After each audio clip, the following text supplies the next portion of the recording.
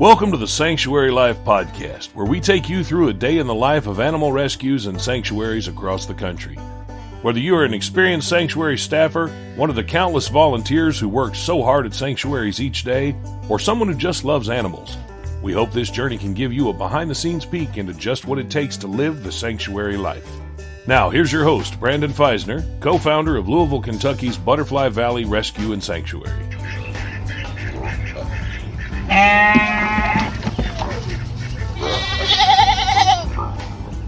This week, we bring you a very special aquatic edition of the Sanctuary Life podcast in honor of my favorite week of the year, Shark Week. Shark Week, which originally launched 35 years ago on July 17th, 1988 on the Discovery Channel, is the longest running cable television programming event in history. And Shark Week was launched to captivate and educate while countering some of the negative representations of shark in popular culture, and to provide viewers with shows that explored some of sharks, their strength, their magnificence, and the importance that they play in our oceans. And we just wanted to share a few shark facts for those of you joining us in all the excitement this week in celebration of our amazing finned friends. While most sharks would be 100% fine if they stopped swimming, a few of those iconic species that kind of everyone knows, the great whites, the whale sharks, hammerheads, mako sharks, most people don't realize it, but those sharks would actually suffocate and drown without forward motion or a strong current flowing towards their mouths. And because a shark's pectoral fins can't bend upwards like other fish, sharks are actually limited to forward movement only. So no worries if you're ever behind a shark. Sharks cannot go in reverse. They only go one direction. And most people don't realize it, but globally, cows on average cause 20 to 22 deaths per year, which actually means that you are 4 to 5 times more likely to be killed by a cow than a shark. And sadly, there are nearly 100 million sharks killed every year for their meat and fins alone.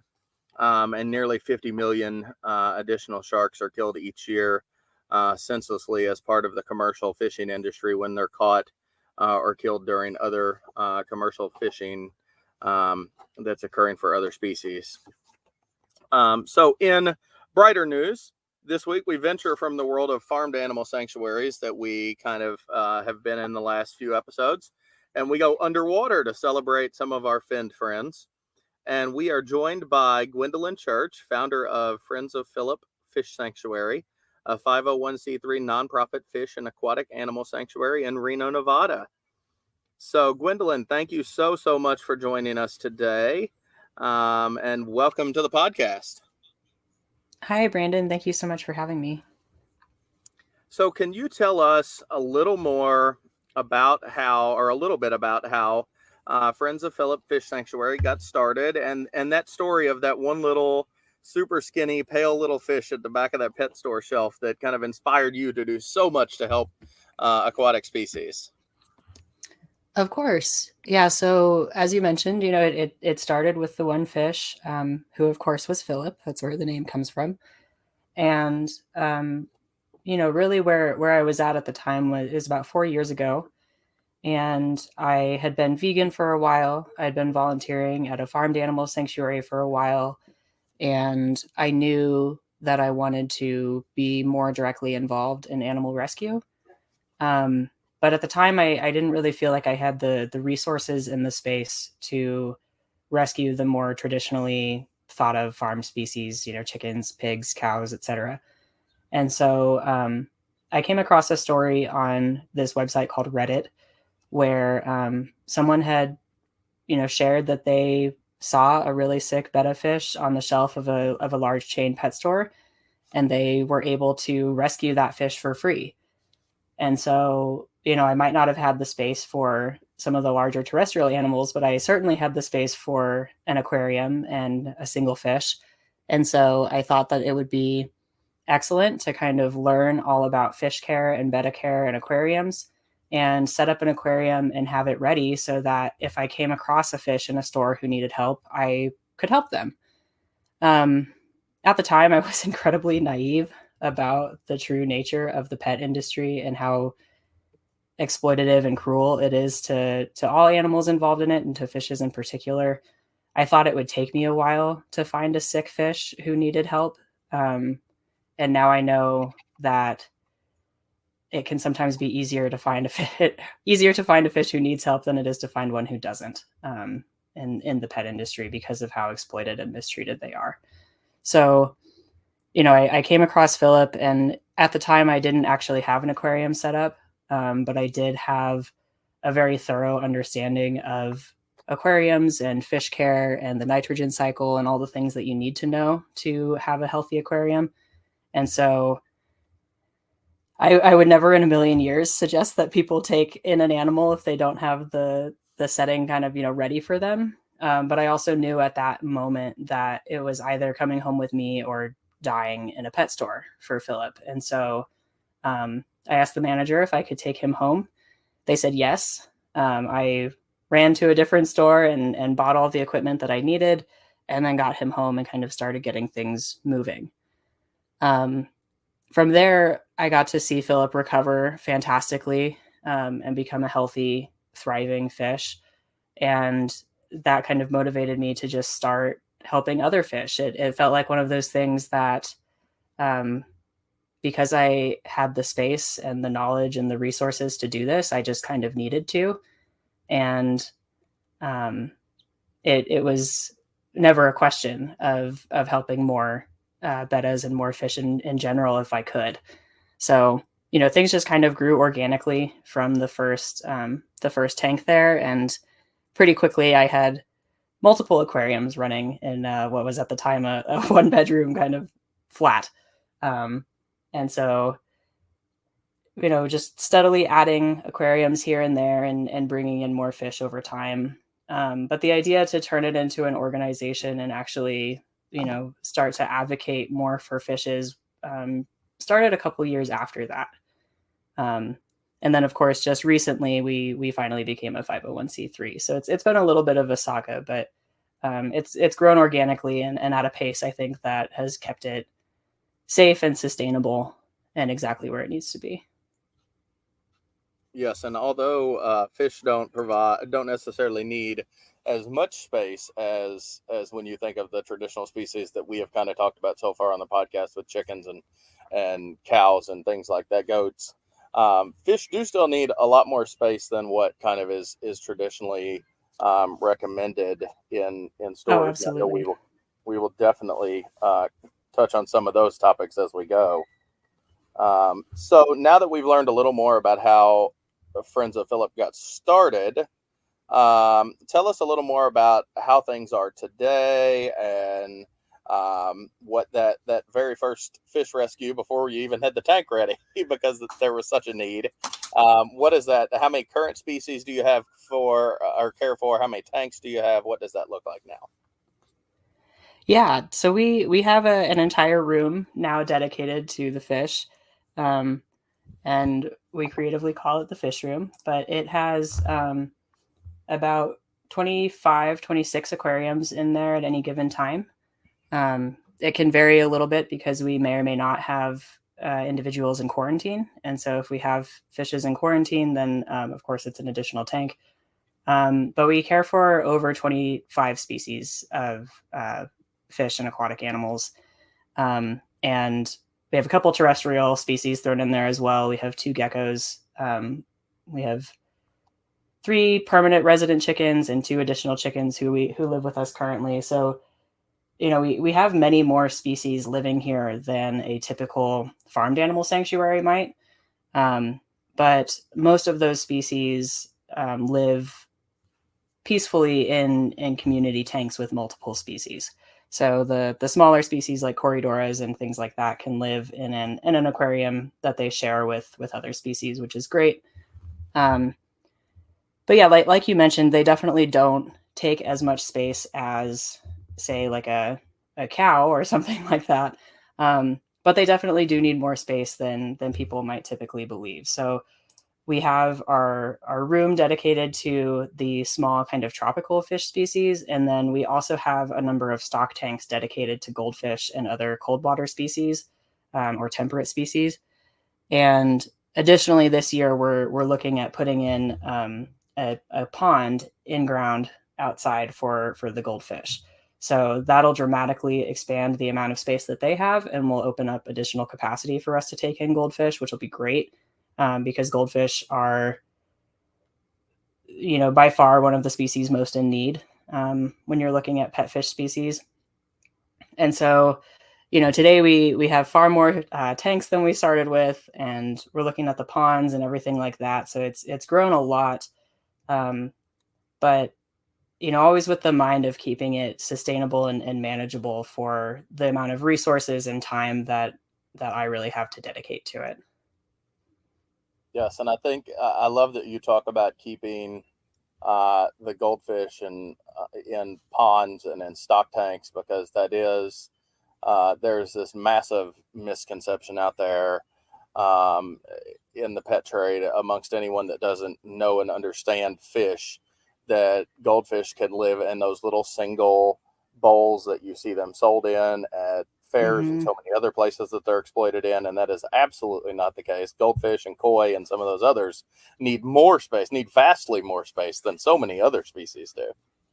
Oh yeah, they get huge, and that's part of why. So that they consume a lot of food, they produce a lot of waste, and they just grow to be enormous compared to a lot of the more typical small tropical species. So your classic common goldfish that you could win at a fair or buy from a pet store for 17 cents or something like that, that fish can grow to over a foot long and live for 20 years or more. And most people don't realize that, because their experience of goldfish is one who died in a bowl after a few months. And that's just tragic. Yes. So I know you said now you have 25 or 26 aquariums currently, but about a year and a half ago, you all made a big move from Sonoma County, California, there to Reno, Nevada. And how much of an adventure was it to prep and move all the aquatic residents? Because it's much different than moving, say, a cat or a dog, or even farmed animal species. Moving fish and other aquatic species require a lot of work. What are kind of some things that you had to take into consideration that most people don't think about? It's a great question, and it was definitely an adventure. We were really lucky that previously I was renting from family, and so there wasn't a need to move by this hard date or anything like that going on. We were able to kind of do it in stages. But yeah, essentially for aquatic animals, the most significant consideration in basically any situation is always going to be water quality. And so, it's the same way that a terrestrial animal and humans need a clean environment where we have access to fresh air, clean water, fresh food, clean bedding, and are not kind of stuck in a tiny space filled with waste. It's the exact same thing for fishes and aquatic animals. And the really significant difference is that for aquatic life, they're living in water constantly, of course, and that water contains their waste. It contains all of the the things they produce. When they breathe, they produce ammonia, and when they create waste, that produces ammonia and things like that. So with any aquatic animal in an environment like a temporary thing, like we moved a bunch of fish in buckets, we had to be really careful about the water quality and not having too many fish in the buckets, and things like that. And then on top of that, of course, there's the general stress of moving, which is hard on any animal, but for fish in particular, they can't look outside and see that they're moving. They don't know where they are or what's going on.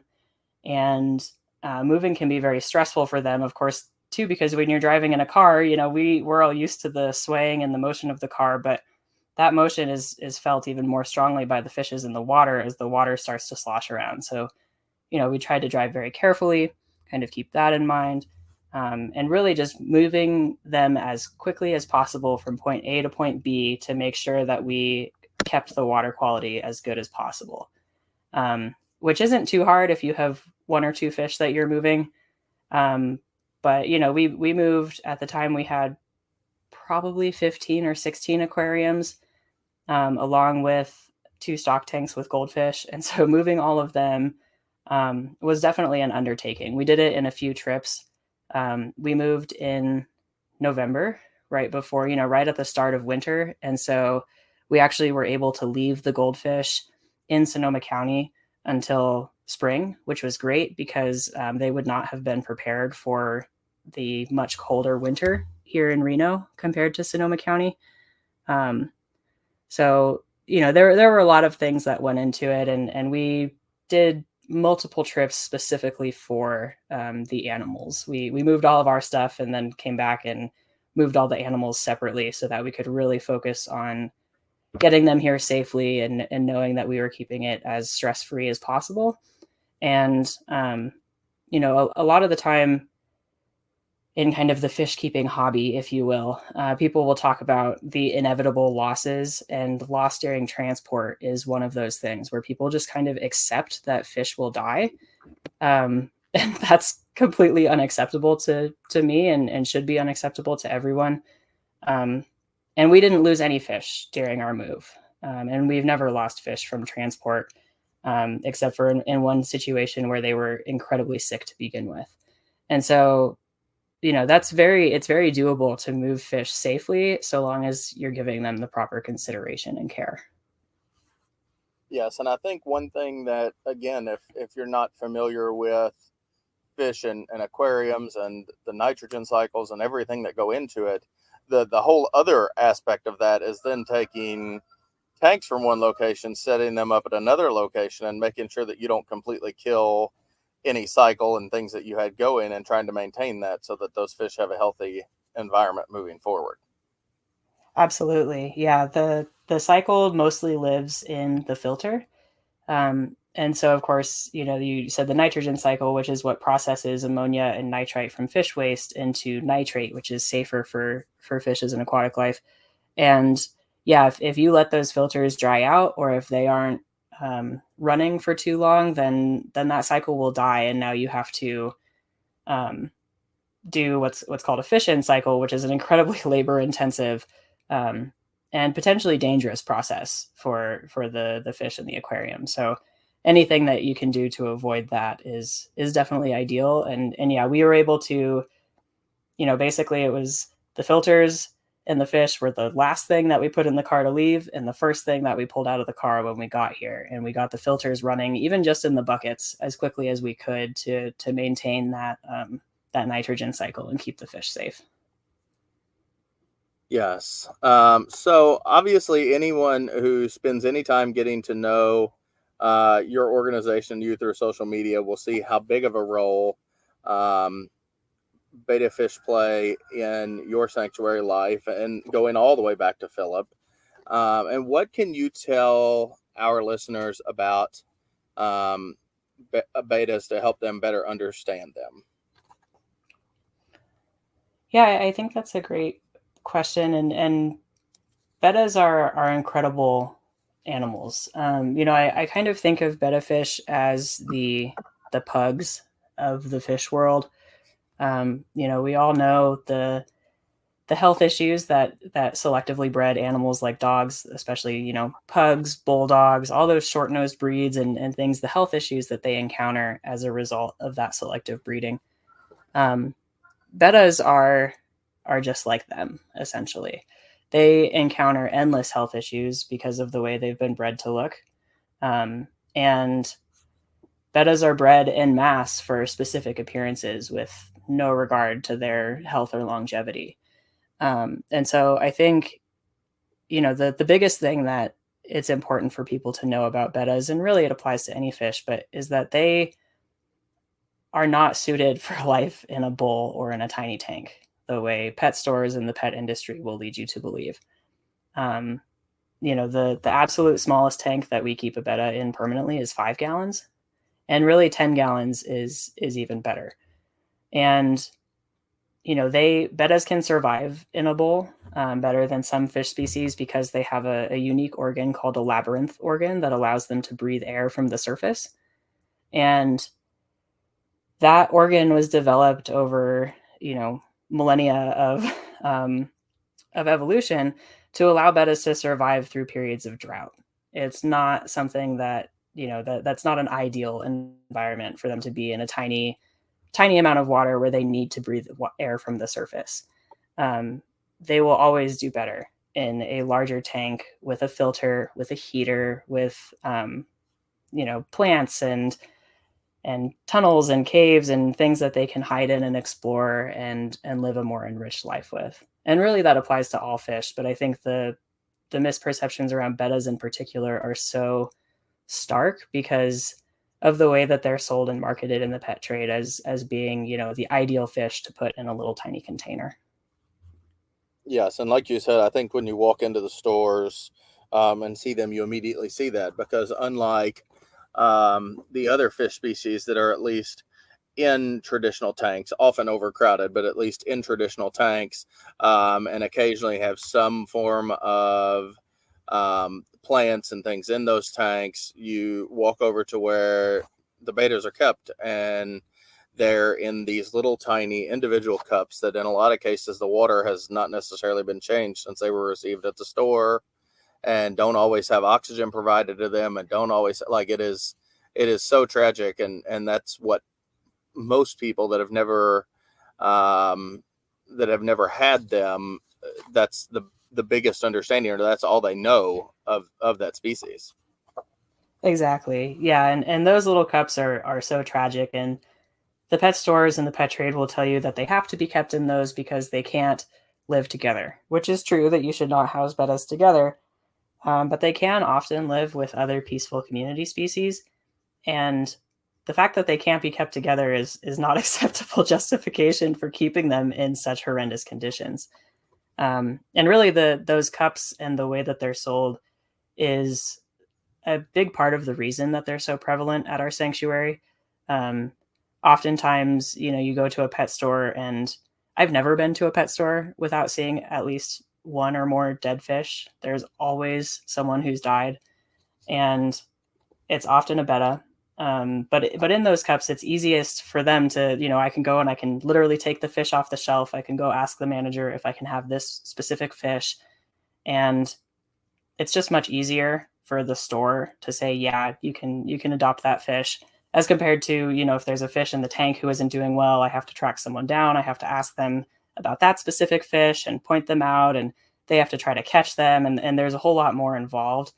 That makes it, unfortunately, quite a bit less likely, in my experience, that a store would be willing to surrender one of those fish from the tanks. And so for the bettas, it's just that it's a bit easier to have them, for a store to be willing to surrender them, and also for, unfortunately, for them to be doing really terribly because they are in such a small amount of water with no filter.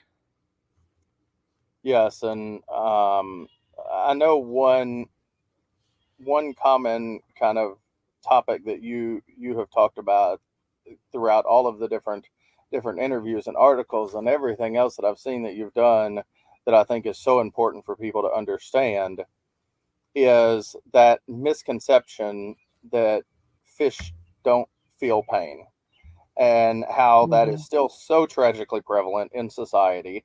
And just like you talked about, walking into pet stores and you find, I mean, almost every single time you find at least one fish that is dead. And what that outrage would be if someone walked into a pet store and found a rabbit dead, or found a bird dead, or found a dog dead, or found any of those other, like, the outrage that would be there. But you walk into a pet store and find a fish dead, and it's just, unfortunately for so many people, it's just another day. Oh, absolutely. What is the one thing, talking about that misconception of fish not feeling pain? What is kind of that one thing out of that you want people, or you think that people should know most about fish that they likely don't know? And you may have already kind of covered that. Yeah, I think, one of the things that I come back to all the time with fish around this is that There are over 33,000 known species of fish. And those 33,000 species make up over 60% of the known vertebrate species on Earth.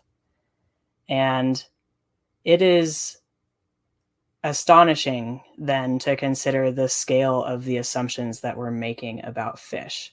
Because within that enormous range of species, there are fish species who are as different from each other as cows are to dogs. There's a huge biological diversity in the fish world, in the aquatic world.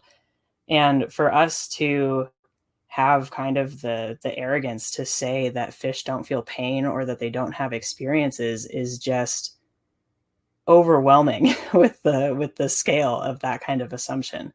And we know unequivocally that fish feel pain. We know that they have experiences and that they seek to avoid pain.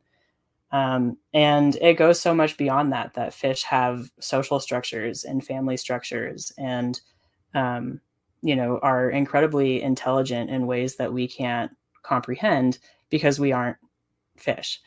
And so to dismiss them so flippantly, I think is really a shame on us and our hubris, if you will. And, I think it's so important for people to be aware of the scale of some of those assumptions when we're talking about fish and their experiences.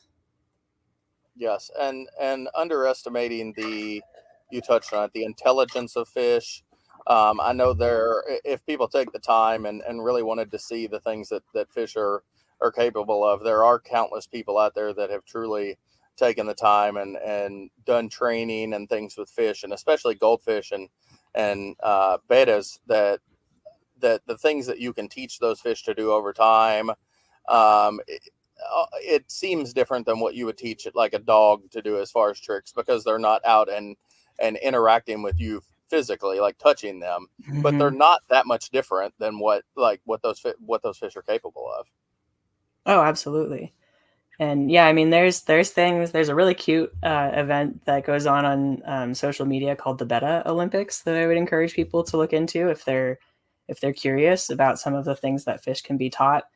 And it's caregivers for bettas who have taught their fish to jump through little hoops, who have taught them to weave through poles and do all kinds of tricks and interesting things, as using the same kind of positive reinforcement training that can be used for any animal. And I am not one really for competition and things around animals, but I think that the Betta Olympics in the grand scheme of things is doing more good than harm in that area, because it is showcasing the abilities of these animals and showing how intelligent they are and the relationships that can be formed with them. Yes. So I wanted to see, is there, obviously we've talked about bettas and the role that they play in your sanctuary life.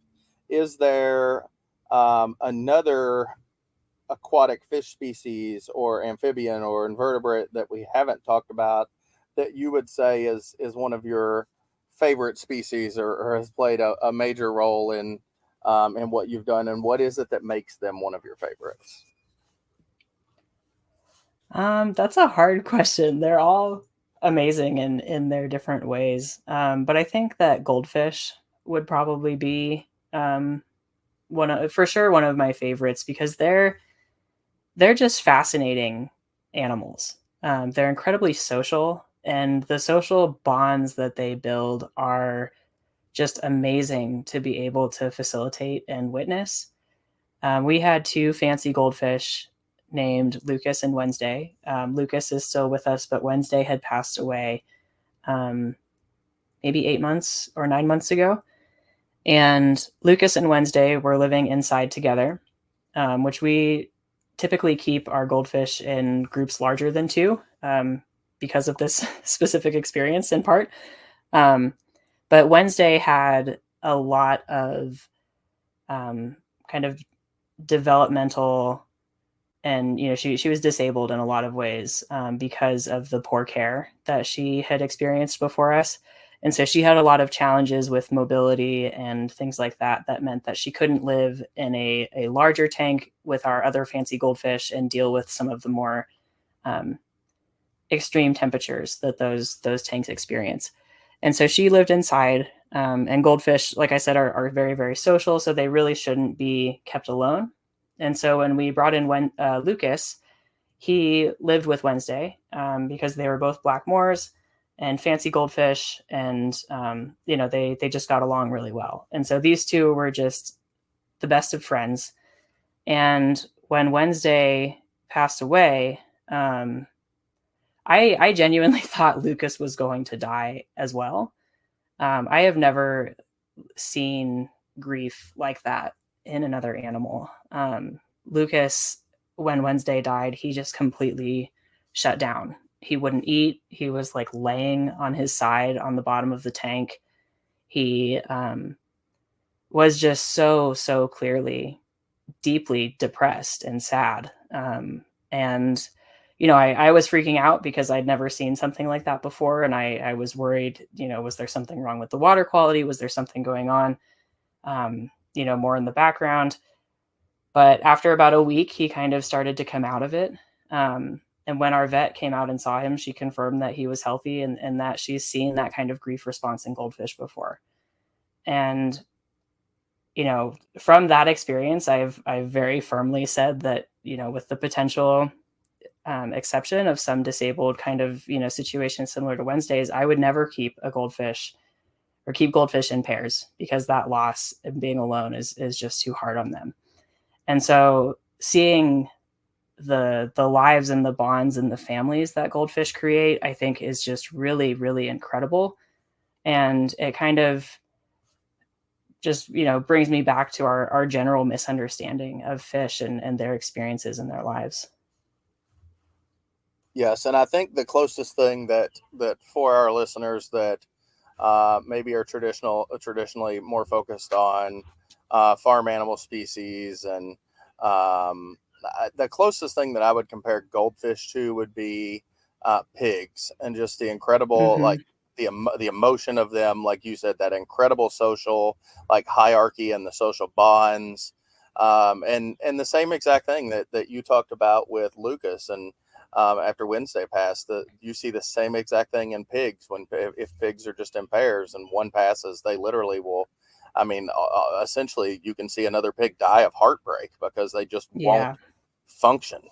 And it's crazy. Like for most people to think of that in fish species, they would tell you that doesn't exist. But I think if you ever spend time with goldfish and watch them, and obviously in your case, seeing that in person, it definitely changes your view about them as a whole.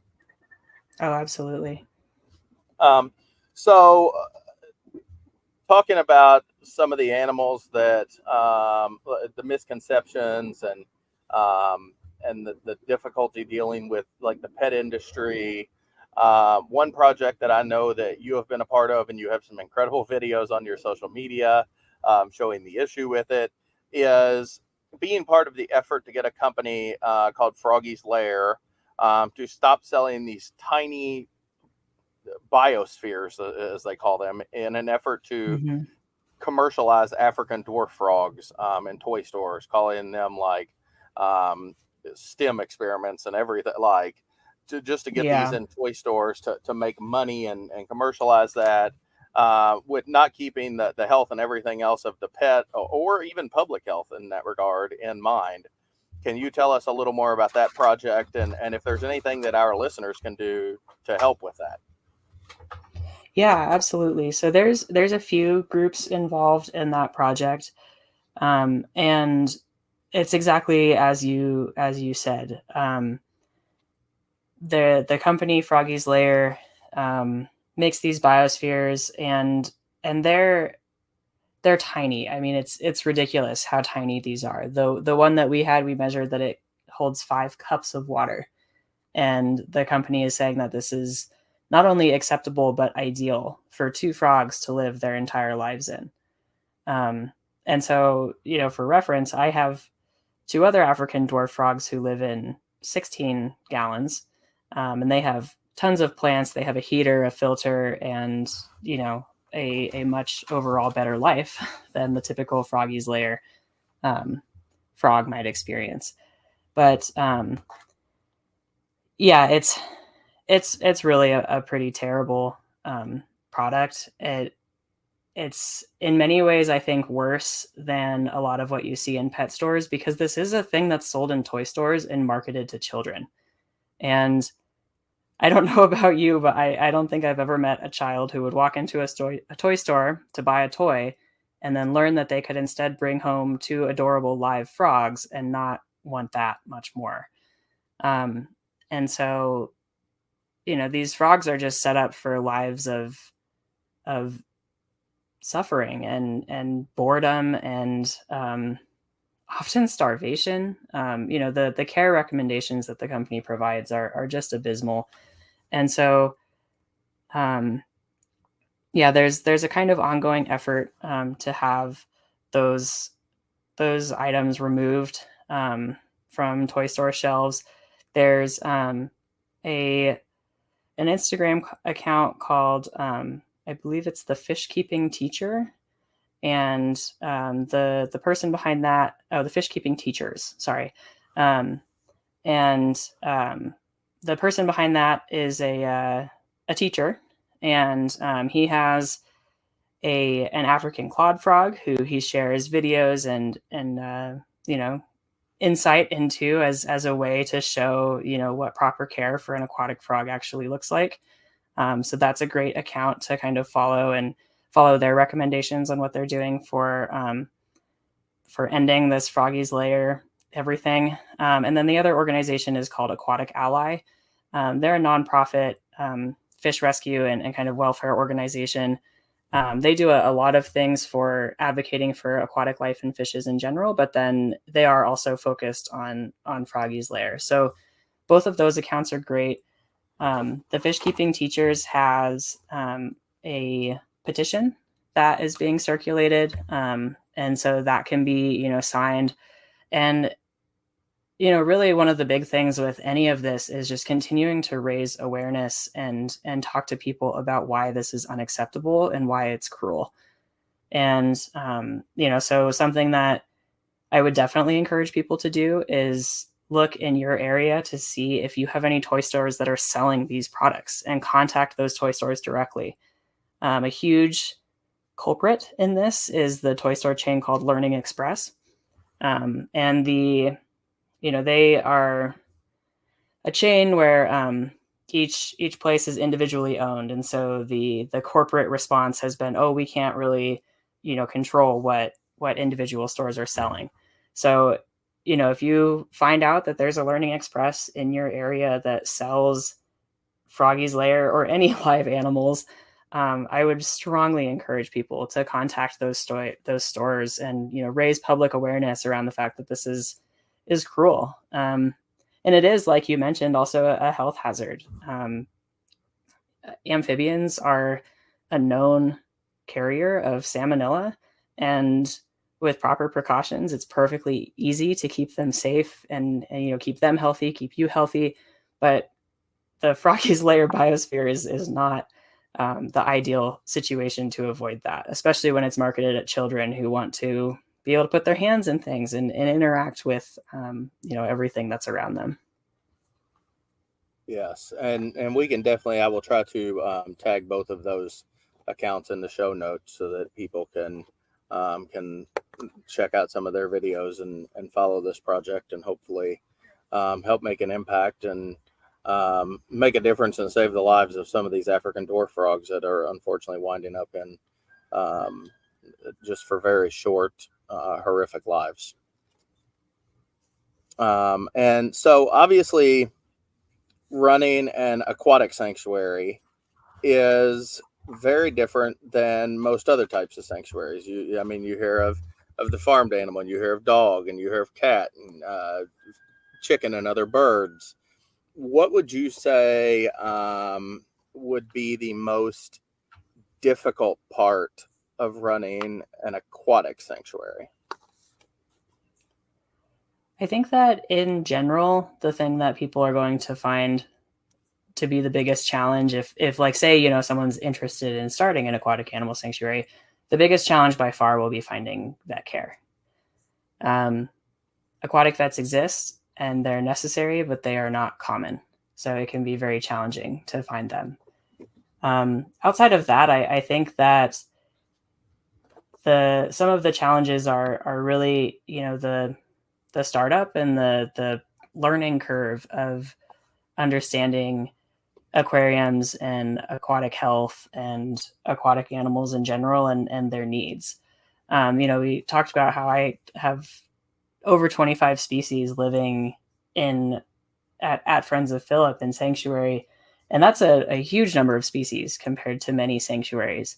And every single one of those species has their own needs on top of the individualized needs of each individual, of course. And so, as with anything, it's, I think, about starting small and only ever taking in animals who that you can keep and provide for their entire lives.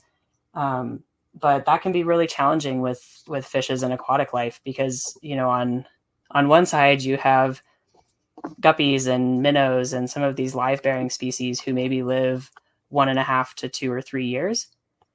And then on the other end of that spectrum, you have goldfish and koi who can live 20, 30 years or longer. And so there's this huge range of needs and differences in needs across the different species that can make it, a little challenging in some ways, both to accommodate all the needs and to make sure that I have a full understanding of what they actually require. Because as with any animals, I think, you find tons of misinformation online. And I think that for fishes in particular, that can be even worse, because you'll get, if you Google any specific species, you'll see anything from, oh, they need a tank that's 15 gallons to no, they shouldn't be in anything smaller than 75. So there's a lot of misinformation that you kind of have to sift through when you're trying to learn more about aquatic animal care and individual species care. Yeah, and I think the other thing, like you talked about, there's not many other animals that, like so many people will walk into a pet store, see this fish, they'll love this fish because it's a cute fish, and unfortunately, raising fish and doing that is so much different than any other animal. You cannot just buy a fish, and that's the hardest thing for people to understand, is you cannot, without having a tank set up, I won't say you cannot, but you should not ever walk into a pet store and get a pet fish and take it home and then try to set up a tank. It is almost a death sentence if you are not experienced for that fish to attempt Absolutely. to do that. And that's the hardest thing for people to understand. And that I know here locally we see so often, and the pet stores, unfortunately, it's $1 to them. I mean, that's revenue. Whether that fish lives or dies, that they're making their dime. And so to them, Exactly. they're not going to turn that customer away. Yeah. And it's completely counter to their ultimate goal of making money, just like any business, to require that customers follow the proper needs of these fish. If every pet store said, no, you can't buy a fish until you have a fully cycled aquarium, and that takes 4 to 6 weeks, people would never buy fish, which would be good for the fish, but of course would not be good for the store. And so, sifting through that information and understanding what fish actually need can definitely be a challenge. So one thing I know you mentioned in the last question that I'm glad you brought up is how difficult, we know how difficult it can be to find knowledgeable and reliable veterinarians to treat our residents in a farmed animal species world. Anymore, it's becoming difficult to find veterinarians to treat just your normal, like cats and dogs and things like that, just because of the veterinarian shortage. But when we're talking about whether we're talking about species that are raised commonly for consumption, such as like cows and chickens and pigs, or species in the pet trade, such as fish and some of those other exotic animals, I know you've been blessed to have an amazing vet to help you with the care of those fish. How valuable has that been in allowing you to save so many lives? It's been absolutely critical, to the point that I think, taking in as many fish as we have and expanding the way we have would have been unethical without access to that vet. We take in a lot of challenging cases where fish are unhealthy and have lived through really terrible experiences. And without a vet to kind of guide us and prescribe medication and treatment, it would not have been the right move to expand in that way and to take in those animals. I know aquatic veterinary care is challenging to find, just like, as you said, most veterinary care right now. But aquatic vet care in particular is uncommon. But it's absolutely critical to providing sanctuary and to providing care for these animals. Fishes and aquatic animals are just as worthy and deserving of medical care and treatment as any other animal. But unfortunately, in the fish trade and in the kind of, everyone calls it the hobby, the aquarium hobby, people will not only say that vet care is, that they don't use vets, they will say that it's unnecessary, or pointless or anything like that, or outlandish is what I heard recently.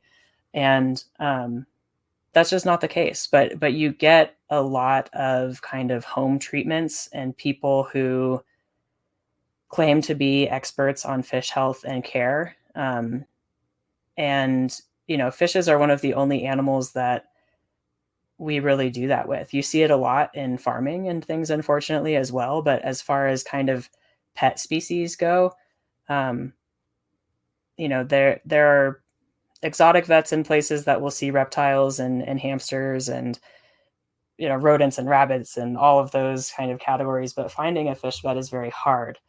And you can go to many specialty pet stores and just buy antibiotics, and people do that and they bring them home and they treat their fish without a diagnosis and without knowing if they're actually using the proper medication to treat the condition.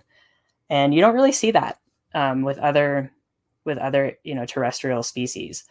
And so it's been critically important to me and to Friends of Philip as part of our kind of one of our core principles really is that all animals deserve medical care. And so we would never have expanded as we have if we didn't have access to that vet. It wouldn't be the right thing to do. Yes. And I think an important part of that is the difficulty and difference in, and I think that's something good to talk about, in getting, like, with your dog or your cat, you just load them in the car and you take them to the vet. And even with farmed animal species, you load them in a trailer and take them to the vet. When it becomes fish or other aquatic species, then it becomes, you're back into the challenge that we talked about earlier with, then you're transporting the fish and the risks and things that come to that, or you're having a vet that will come to you, which again, finding an aquatic vet is hard enough. Finding an aquatic vet that will come to you is next to impossible. Oh yeah. And we really hit the jackpot on that, because our vet, Dr. Sanders, she has a mobile service called Aquatic Veterinary Services. And so she's licensed in California and Nevada, but practices almost exclusively in California. And she makes the trek out to Reno for us to come see our residents, which is just incredible. And we're really lucky too, because any specialized vet care is going to be incredibly expensive. And Dr. Sanders, because we have so many residents and such a variety of species, she provides us care at an hourly rate, and that includes everything. It's amazing to see the services she has. She can do X-rays, she can do ultrasounds, all just from what is in the car that they have set up for this service. And so, it's absolutely incredible that we have access to that. And I wish that were more widespread. There are more people going into aquatic vet care each year, but it's still a very, very underserved area of vet care. Yes, and I think a lot of that is what you talked about earlier, is that misconception, though, to where why would you pay whatever the fee would be for that visit. Why would you pay hundreds of dollars to see, like there's that misconception of why would you pay hundreds of dollars to see a vet for your fish when I can ride to the pet store and ask that worker in the fish section what I should do to treat that.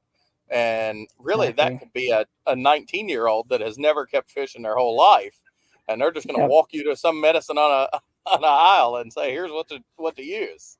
Here's this. Yeah. And then you take home an unregulated medication that, and people are now exposing themselves to different antibiotics and all these different medications without a full understanding of what that actually is.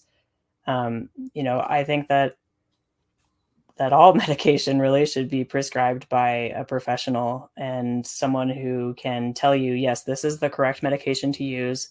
Here's the regulated specific medication that you need. Here's the dosing information. Here's what you need to be aware of so you know what you're working with. And, you can go from there. And that's always going to be the best way to provide medical care. Yes. So last July, Friends of Philip kind of expanded, as you talked about briefly earlier with some of your residents, and jumped out of the water to welcome 3 new terrestrial residents, Gracie, Lucille, and Annabelle. Can you tell us more about them and how they went from a home that was threatening to, I know that the term you used from the Craigslist ad was threatening to terminate them within 3 days if they ran out of food, and how they went from that environment to being the first feathered friends of your sanctuary, and what kind of that has looked like and how that's changed things. Yeah, absolutely. So this little trio, they are adorable. They're best friends and they do everything together, which is just so sweet. But yeah, Gracie, Lucille, and Annabelle, they're 3 Rhode Island white hens is what we believe their breed to be. But yeah, I just, one of the ways that we bring in aquatic residents is through Craigslist, because often people don't really know how to rehome fishes and aquatic animals. And so they'll list them like for free on Craigslist because they have a tank that they don't want anymore and they're ready to not have fish and they don't really know what to do with them. So I tend to browse Craigslist a bit. And I came across the ad for them. It was an older man who had chickens. He didn't have any more chickens, and I don't think was planning to get any more, but he had these 3 ladies. He said they'd stopped laying eggs. And he was going to, as he said, terminate them when he ran out of food, which was just kind of shocking to me that that's the way that people treat animals. But so I saw them there and I just couldn't let that happen to them. I've always really, really loved chickens. And so, when we moved here and now that we have this house with a yard and everything, I knew that we would eventually have chicken residents as well. And so seeing these 3, the initial plan was to bring them in, foster them, and then rehome them to a sanctuary in California, which is where I had volunteered previously. And we brought them in and fostered them. And I just kind of fell in love with these 3 girls and wanted to keep them here. And so we, had them in a nice, secure kind of foster setup and really just jumped on building the run for them. Our house has a few sheds in the yard and we decided to dedicate one of those to the chickens quite early. So we already had kind of the coop selected and all of that. And we really just needed to build them a nice predator proof run. So we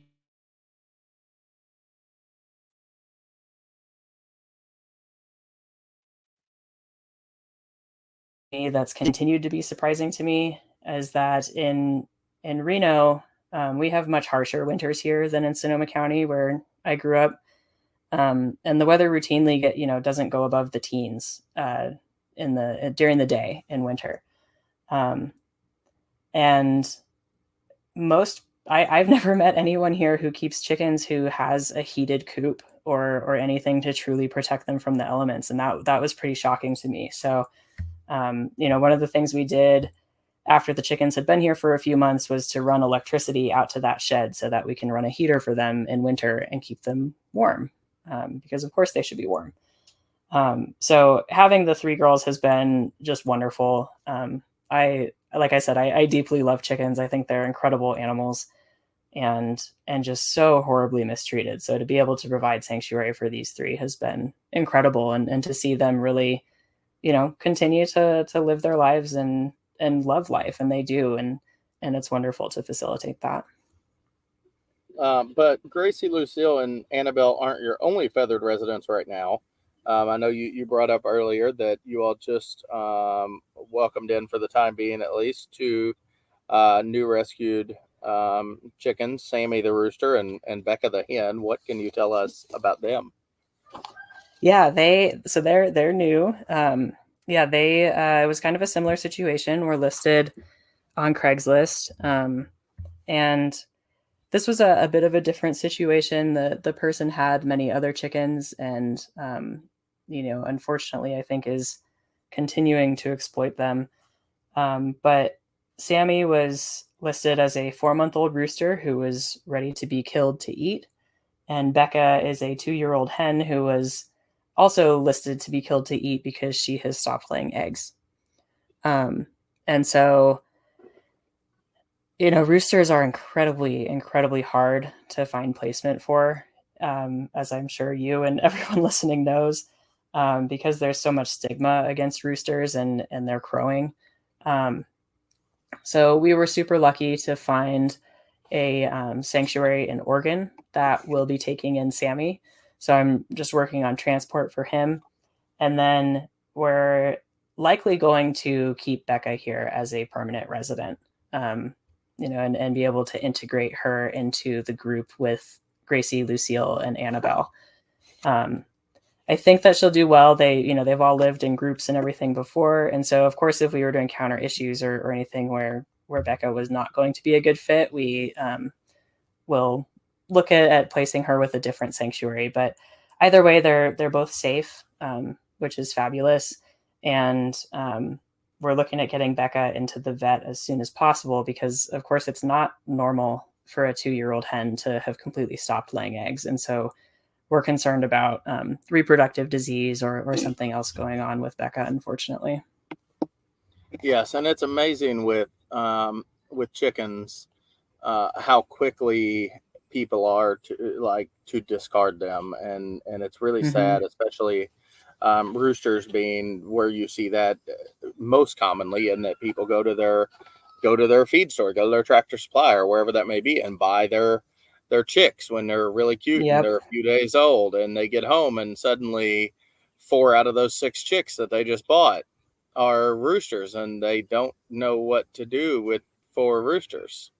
Exactly. And then so, they're given away for free or anything like that. And in this situation, it kind of just broke my heart that we went and picked up these 2 birds, and the person we picked them up for didn't even ask what we were going to do with them. There was absolutely no concern. It was like we were going to pick up a bookshelf. This person just didn't care at all what our intentions were for these animals. And you see that so often with animals in these situations of like you said, roosters who came as, little baby chicks, or with fish or any of the animals who are listed on places like Craigslist and things, that some people truly are doing their best to find a good home, and they'll ask questions and they'll be diligent about it. And then you get the opposite side of that, of people who just want the animal gone and they don't care what happens to them. And it's just heartbreaking. It puts so many animals in such terrible situations. yes. So having both chickens and then your aquatic residents that you're used to, what would you say is one of the biggest similarities between them? Obviously, both being both fish and chickens being 2 of the most exploited species anywhere, like on the planet, bar none. And that's worldwide. That's not just in the U.S. That's everywhere. What would you say, though, from like a personality standpoint and from all of that is kind of the biggest similarity between the chickens and your aquatic residents? I think the biggest similarity has to be the curiosity with which they approach the world. anything new that comes into the chicken area or that they see or anything is something to be learned about and experienced. And they want to experience that. And they're curious about the world and the things around them. Just endlessly curious, very, very childlike in that way, that I think if they could speak our language, they would constantly be asking, like, why, what is that? What's over there? What's happening? Why is this going on? And that's the way that they experience the world, which is something unique and new to learn about. And fishes are the same way. I try to put new things into their tanks and change things around and keep things interesting for them so that they, have some variety. And anything new that comes into the tank, the fish are just there wondering, like, what is this? What's going on? What's this new thing? Or who is this new fish who just moved in? Or, what's going on over there? Or when is the person going to bring us food? And there's just this constant, amazing curiosity and the way that they interact with the world. Yes. So what would you say, looking forward, that the future holds, or what do you hope that the future holds for Friends of Philip Fish Sanctuary? Where do you see kind of yourself moving forward? And do you all have plans to add additional terrestrial residents now that you have some feathered friends? I think around the terrestrial residents, we're probably pretty content with where we're at right now. I've always had kind of in the back of my mind that it would be amazing to be able to provide sanctuary to pigs. But we don't currently have the space for them. And, I adore pigs. And, as we talked about with goldfish, I think, the reasons that I love goldfish are very much the reasons that I love pigs as well. But fundamentally, I think that I want to keep the focus as much on fishes and aquatic life as I can. There are a number of amazing microsanctuaries that also either have fish residents or focus on fish, and that's incredible. But fishes are so underrepresented in kind of the sanctuary world and the animal advocacy world in general. And, like you said, they're easily the most exploited animal on the planet. I mean, we, as a species, we consume billions of terrestrial animals every year. And for fishes, that number is in the trillions. And that's just absolutely staggering and incomprehensible. And so, I think keeping the focus on them is very critical. And, to date, the sanctuary has been very focused on pet fish species. And really that's largely due to space constraints. I don't have the space for fish like bass or something like that, but I do very much want to expand to include species of fish that are exploited for food, because the atrocities in the pet trade are numerous and terrible and affect countless fish every year. And then the farming of fish for food and the wild capture of fish for food is very similar to the pet industry, just on a much, much larger scale. And so, we are, of course, a vegan organization and want to advocate for ending the consumption and commodification of fishes and animals across all areas. So I really want to expand into some of the fish species exploited for food. I think the most likely kind of food species that we would bring in the soonest would be tilapia, because they are, on the smaller side of those kinds of species, and have care requirements pretty similar to some of the other species we have. So that's in terms of residents, that's one of the directions that I want to go next, is those species exploited for food. And for the sanctuary as a whole, we just became a 501c3, and I really want to start more outreach directly in our community here.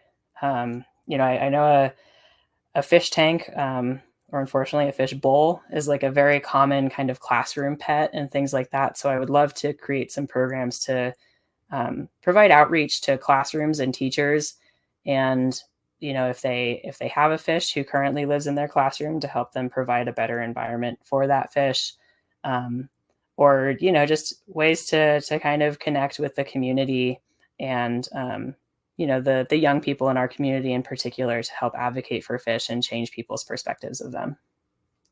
Yes, and I think one of the big things that you talked about as far as with that, like exploitation, and talking about both the pet trade and then the food industry and fish, is that for every one fish that they're going after, whether that's like commercial fishing, whether that's to capture fish for the pet trade, whatever that may be, for every one fish they're capturing, unfortunately, there are handfuls or numerous other species of fish that are impacted by that, whether that be that they are directly caught in nets and things of that nature during that capture process, or whether it be that the removal of some of those species from that environment offsets the balance there and causes loss of life and food sources and things for other species. So it's one of those things that a lot of people I don't think understand the impact that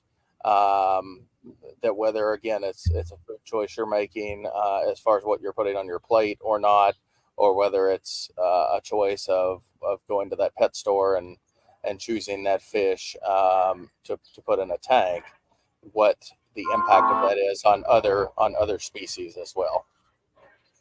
Absolutely. Yeah. I mean, the problems of bycatch are horrible, to say the least, and it's interesting because I feel like bycatch in general gets a lot more attention from kind of the general media than the fishing industry as a whole. Because, unfortunately for the fishes, but, turtles and dolphins and many of these animals who are affected by bycatch are much more beloved than fishes and kind of society as a whole. And so, that's a horrible, horrible problem. And it's exacerbated, the effects of fishing are exacerbated by the sheer amount of plastic waste and things that come from the fishing industry that are left in the oceans. And so even if an animal isn't dying directly by being caught in the net with fishes, they may very well be tangled in the net and drown without anyone ever knowing, because they, were caught in a net that was cut from a boat when it was caught on a reef or something and left in the water. And so the effects of all that are just kind of endless and very pervasive. They just exist all over the world, and are absolutely devastating to aquatic life and the health of the oceans and the world in general. Yes. So if someone, one of our listeners, wants to find out more information about Friends of Philip Fish Sanctuary, where can they do so? Our Instagram is probably the best place. It's Friends of Philip _Fish Sanctuary. And then we have a Facebook page as well that's just Friends of Philip. So either of those, I try to post regularly to social media. Sometimes I'm not as consistent as I would like to be, but I do post there regularly with updates on the residents. And, I really encourage people, if they have a fish or know of someone who has a fish who they have any questions about the care that the fish is receiving or anything like that, to send us messages and ask about that.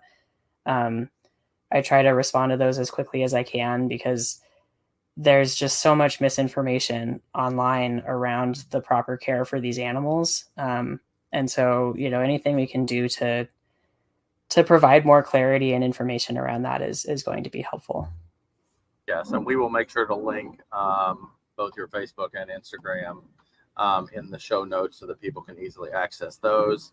And then lastly, what else can our listeners do to help support Friends of Philip and help you continue to provide life-saving care to these amazing fish and other aquatic animals that call Friends of Philip home?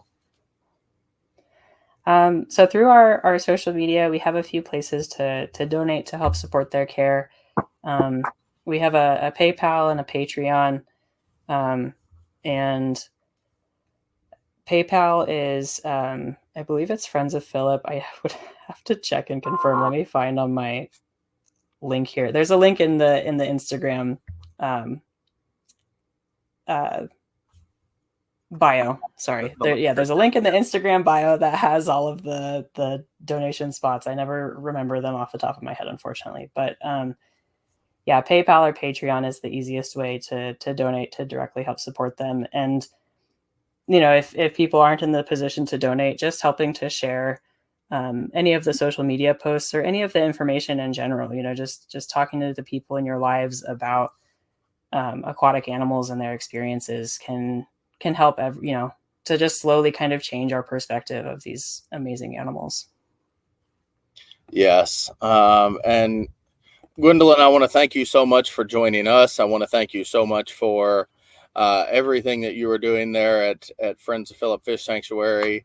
You're making a difference both there with the animals that call that home, and you're helping make a difference, I think, for as you said, unfortunately, for the fish hobby as a whole, and at least making sure that people are educated and understand and are providing a proper home for as many of these species as possible, because that is an area that, like you said, there's a huge lack of education. So we appreciate everything that you have done there. And kind of to end, to give it that Shark Week goodbye, as comedian and actor Tracy Morgan once said, we remind you and all of our listeners this week and every week to live every week like it's Shark Week. So thank you for joining us so much. Thank you, Brandon. It's been a pleasure. Thank you for listening to the Sanctuary Life podcast presented by Butterfly Valley Rescue and Sanctuary. To find out more about our podcast and how you can be a part of it, visit our webpage at butterflyvalleyrescue.com/podcast, or join us on social media at Sanctuary Life Podcast. If you enjoyed this week's episode, please remember to download the episode and recommend us to family and friends. See you next time.